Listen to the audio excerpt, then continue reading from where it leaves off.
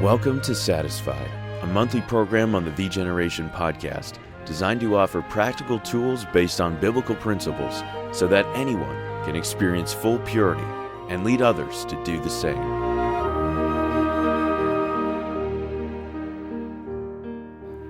Hello, this is Ryan Swanson on the Satisfied program here on the Generation podcast. Thanks for joining us again.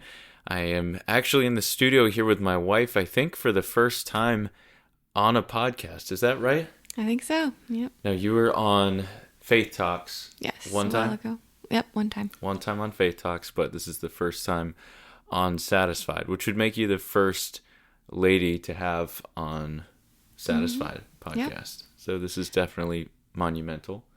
Now, Faith Talks had their first man on their episode not too long ago, so we're having to answer that. You'll find out why in just a moment, why my wife is joining us for this episode in particular, and perhaps for some future episodes. But first, just want to give you an update on the app, the Cord app. Today was pretty exciting. We crossed the 200 user mark, so that was a big deal for us. And that's people that have actually not only downloaded, but actually created an account, and hopefully are being helped by the app and seeing victory from daily accountability. So we're thrilled and praise the Lord for that benchmark there of hitting 200 users. There were some that heard about the app just through this podcast, have no other connection with us at all as far as I can tell, but there's been at least a couple that have told us they heard about it this way. So maybe there's some more here that need to be helped by that. You could be helped by downloading and using that app. If daily accountability could help you out, this is a great way to do it. So download the Cord from the App Store, or you can look it up online at thecord.app.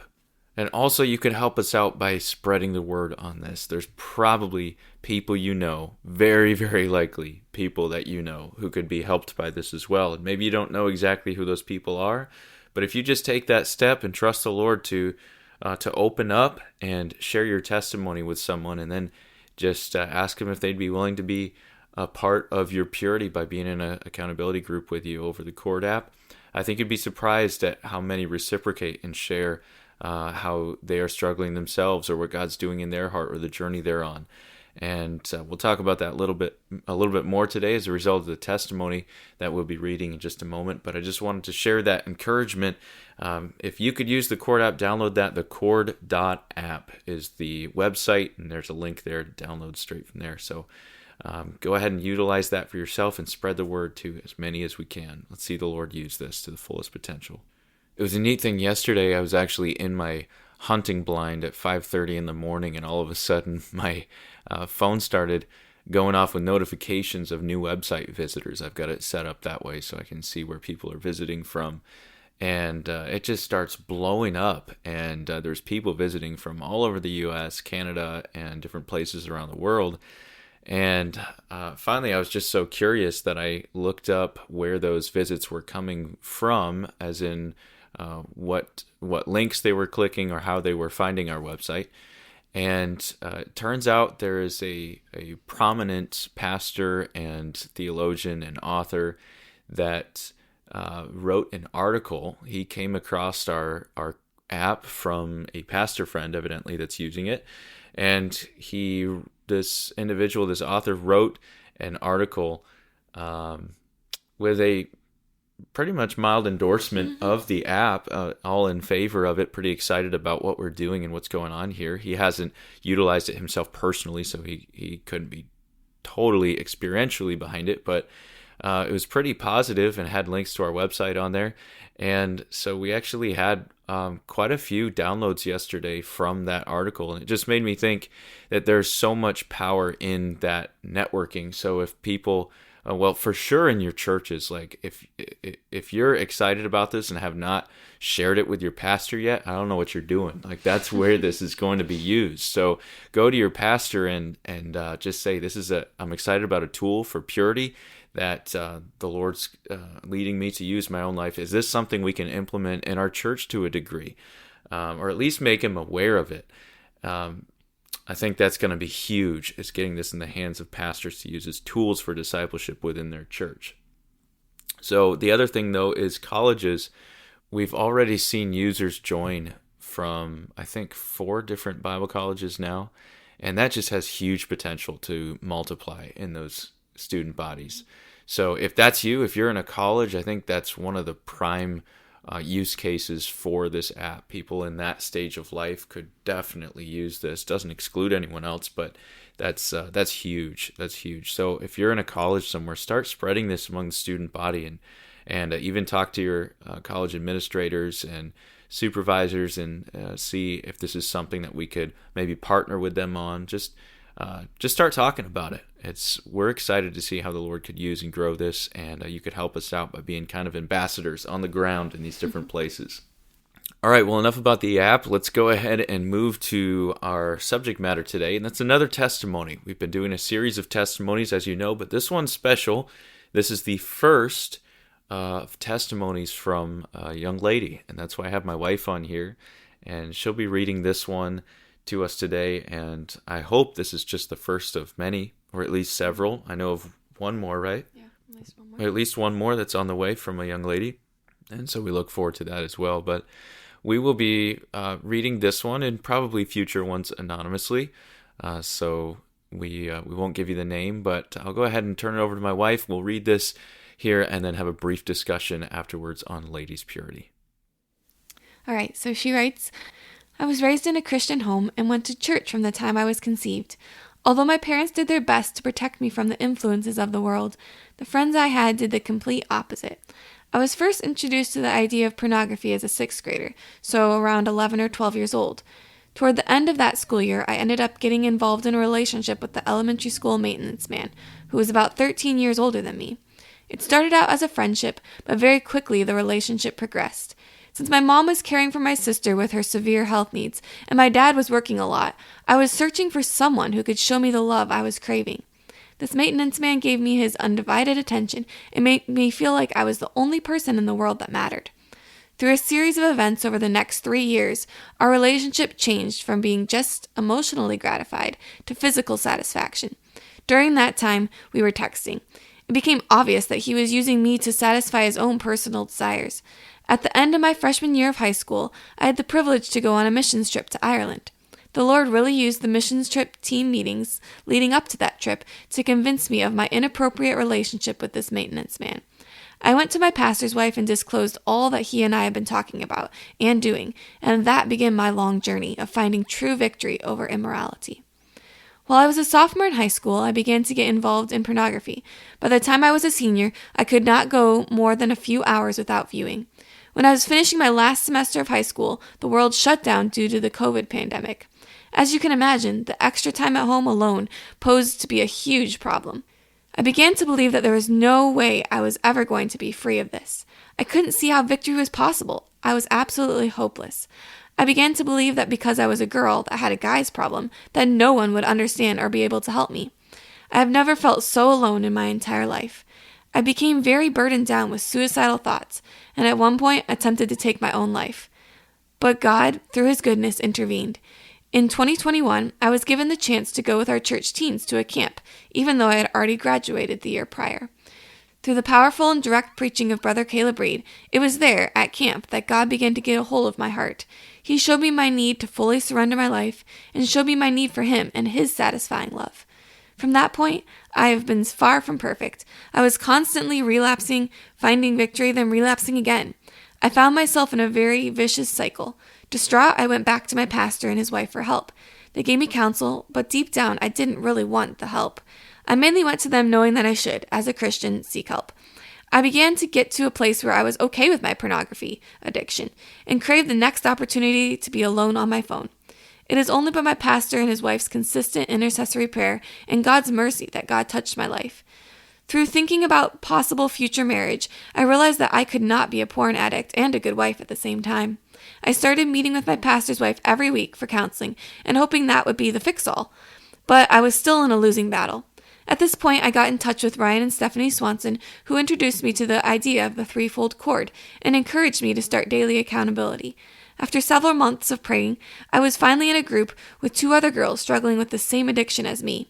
I started to see longer spans of victory in my life, but something was still missing. It wasn't until I went to Victory Conference at Falls Baptist Church in 2022 that I started to find sustained victory. The conference that year was geared toward the extreme, unconditional, unbelievable, and unstoppable love of God.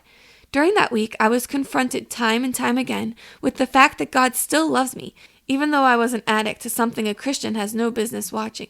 I began to become overwhelmed at the thought that God loves me, the very God I had forsaken, the very God I had rejected, the very God that I was slandering, loves me. Once I began to really grasp this concept, the Lord was able to start doing a great work in my heart. I wanted to change my habits to please the God that loves me. Through complete surrender, I started giving areas of my life up for Christ to purge. The process has not been easy, but God has been refining my life to be an image of His perfection. By God's grace, I now experienced almost 2 years of sustained victory and freedom. God has been so good to show me areas of my life that need to change in order to promise a life of complete victory. Don't lose hope. God is victorious and good. Trust the process He has for you. Well, I appreciate her candidness in going through several stages of her journey. It wasn't all at once. Mm-hmm. I think one thing that can be emphasized from this is stop looking for a quick fix. Mm-hmm.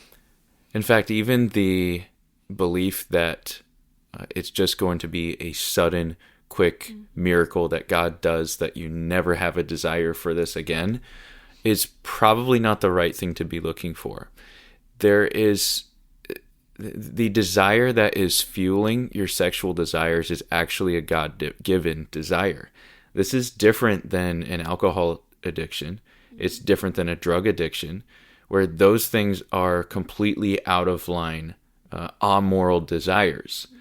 But the sexual addiction is actually built on a God-given burn in your heart to be used in a certain way. And so I think looking for that to just disappear is probably not the best thing for you to be looking for. What do you think? Yes, I think you're exactly right. There is a righteous fulfillment of the sexual desires that God has given us, but there isn't something like that for some substance addiction. Yes, exactly. Inside of the marriage, there is a proper avenue for fulfillment there, but not for drugs, not for alcohol, not for any of these other things that could be addicting. So I think it's different than that. And when you hear a testimony about somebody who, well, let's just take Steve's testimony from a couple months ago. He had mentioned that with alcohol, when he got saved, that was completely gone. That he gave that up and never had a drop since. But he said it was a completely different thing with pornography, where that has been more of a journey. And I don't know, I think this might be why, because there is a God-given desire there that has to be retaught, relearned. It's a habit that has to be retrained, and that can take a period of time. And that's not an excuse for it to take an indefinite amount of time. There always should be progress. We need to be moving in the right direction. But very likely this is going to be something that is going to be in stages, like we heard from this testimony. And as we further understand different ways that this is affecting us, different maybe ways that we're giving place to the devil, and can make changes in our lifestyle so that we're not as susceptible to that. Which, by the way, that's something she mentioned in, I think it was when she said after that, the Victory Conference that she went to, and the Lord really did a deep work in her heart, and that's when she was willing to surrender other areas of her life and allow the Lord to change her by just being completely willing to do whatever it takes. I think that's a better attitude than let me find the one thing that it's going to take. And instead, let me be willing to do whatever it takes. Because many times it will be several different things the Lord leads you to change, to adjust. A paradigm shift in your mind for some. Many times that's about trusting the Lord fully, and that's something we have to understand. 0-100 truths, as Dr. Jim preaches. But there's very likely going to be several light bulb moments in someone's purity journey. And taking one step leads you to another. Sometimes you just want to skip ahead and take the step, but God leads you along one step at a time. Yeah, and the other aspect to bring out real quickly is that when you have the idea that this is just going to be a quick fix, God's just going to boom, do something, it can give you a feeling of, or just a lack of responsibility to actually take the steps that he's leading you to.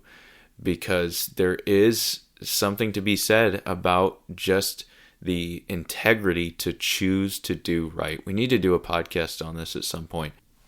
But this is something I've been talking through with a friend of mine recently, and just realizing the power of just the choice, because God has given us a choice, and that is something that we need to be willing to do in the moment. You can set yourself up so well in other ways for victory, but it comes down to a choice as well. So that's another part of the journey, is just learning to choose to do right in the moment. But really quick shift here, and let's just actually take a step back. This is a testimony from a young lady. First one, as we said, first one we've had on the podcast, first testimony from a young lady. But Stephanie, do you have any idea how many ladies struggle with this as we're working more and more with individuals, men and women? Has it surprised you how many ladies have struggled with this issue? It has, definitely, especially since they're not talking about it. And there's been quite a few girls and girls my own age, girls younger than me, girls older than me, all across the board, that have recently just told me about their struggles, and I had known them for a while, and I never knew that. So it's more common than you think, and people aren't talking about it at all. So. Yeah. It's interesting because it seems like it's just been in the last few years that men have been willing to talk about this. Maybe that's just in our circles, I'm not sure, but I know growing up and from high school into college, for a long time I felt like I was unique in my addiction to pornography, and like it was a problem I had that no one else would be able to relate to. So as others started talking about it, it was helpful then to be able to understand this is not just a me problem. This is a men's problem. And that was helpful for me to be willing to get help from others and be open and talk about it. However, what we're finding now is, if you take another step for the young ladies, if you think it was hard for me to admit I had a man's problem, well, from a lady's perspective, and she mentioned this in the testimony, now everybody thinks this is a man's problem. So now it's almost even harder for a young lady to come forward and saying, yes, I'm struggling with a man's problem. But the fact is, it's not a man's problem.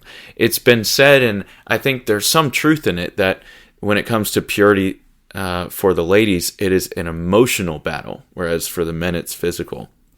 And I mean, overall, I think it's true that women are more emotional beings, at least the majority, but that is not where the addiction stops, but it may be where it starts. Do you have thoughts on that? Definitely, yeah. It's very strong in ladies, and it does usually lead on to other things. Depends. So you're saying starting in the emotions. It starts in the emotions, yeah, usually, as I've heard. And then the emotions still continue to be a very big part. So that's often the trigger that leads to other ways of having impurity. So well, it's interesting because I think for the man, many times it'll start in the physical, and then when they, meet a face to put that to, then that can become emotional, and they can tie in together.